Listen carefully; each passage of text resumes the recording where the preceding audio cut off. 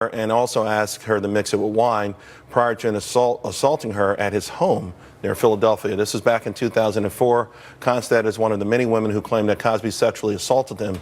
Joining me now, Jan Morgan, Gun Cave Shooting Range owner, Jessica Tarloff, Democratic strategist and pollster, Tammy Bruce, Kirsten, and Gina Loudon, all back with me. Jan, let me go to you first.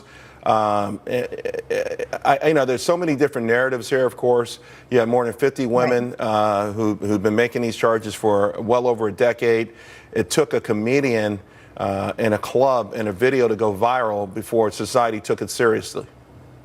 Right. And that's a sad statement. You know, I got out of television news in order to train women how to avoid becoming victims of situations like this or like the situation that they've accused him of being involved in. It was a really hard thing for me because I've loved Bill Cosby for decades.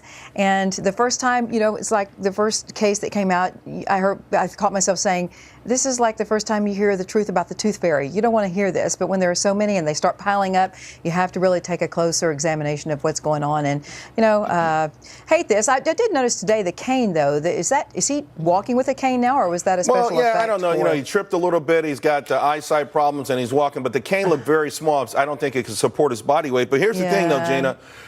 You know, I got to tell you, when the allegations came out, initially one of my thoughts was that it was sort of the mainstream media attacking one of the few black men out there, successful black men, to criticize the black community, young kids wearing their pants below their whatever, you know, fatherless homes, those kind of things. I'm not ashamed that I felt that way initially, but certainly it tells you that he was insulated from these attacks, and I think we all have to do some soul searching. I think you make such a great point, Charles, and that's exactly what I wanted to say about this. This is a chance for America to examine our conscience. If we are going to decide all of these things about Bill Cosby and which I think that these things should be never tolerated, this sort of violent attacks against women. But then when are we going to have the same conviction about a Bill Clinton and about a Hillary Clinton that stood idly by and watched it all happen?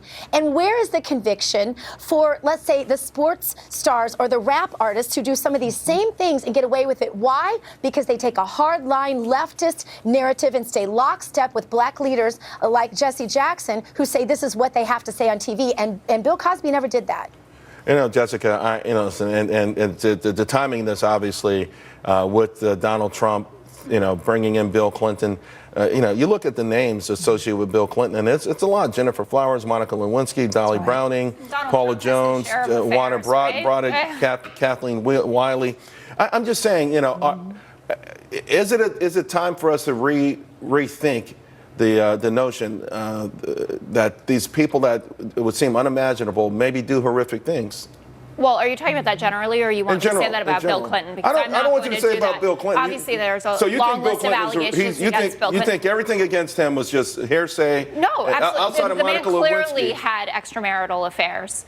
And you don't think he ever intimidated any of these women? You don't think he ever bullied any of them? When you're the most powerful man in the world, I think that is inherently complicated. And that would be sexual assault then? I am not saying that Bill Clinton sexually assaulted. But when the president of the United States throws his weight around to intimidation and women feel... No, I'm asking. Listen, I know what you're asking, and I'm telling you that I am not here to say that Bill Clinton sexually assaulted these women. What I am here to say is that it is important to have a conversation about sexual assault.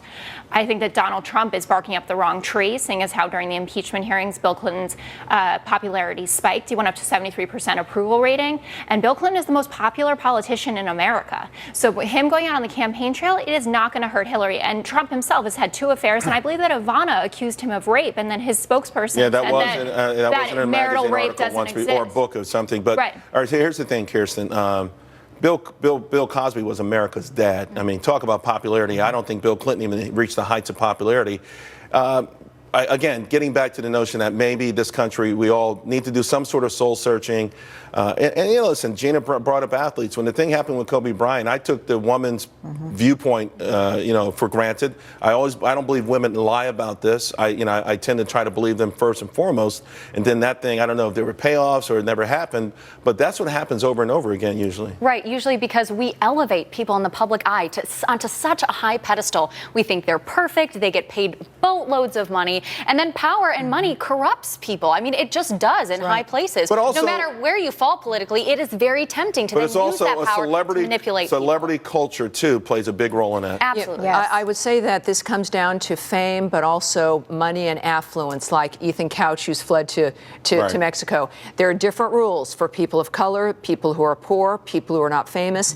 That's the soul searching we need to do about equity and fairness in the justice system, legitimate issue. Right. And justice for the we're going to come back. We'll pick it up, okay? We got to come back. By the way, since you brought up Ethan Couch, we do have a news alert that his mother has been deported out of Mexico. Excellent. I think he's got a 3-day stay.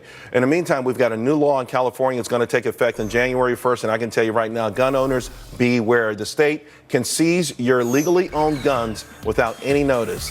And we got to wonder if Governor Jerry Brown is paving the way for even more aggressive actions from President Barack Obama. We're going to debate it all. We'll be right back.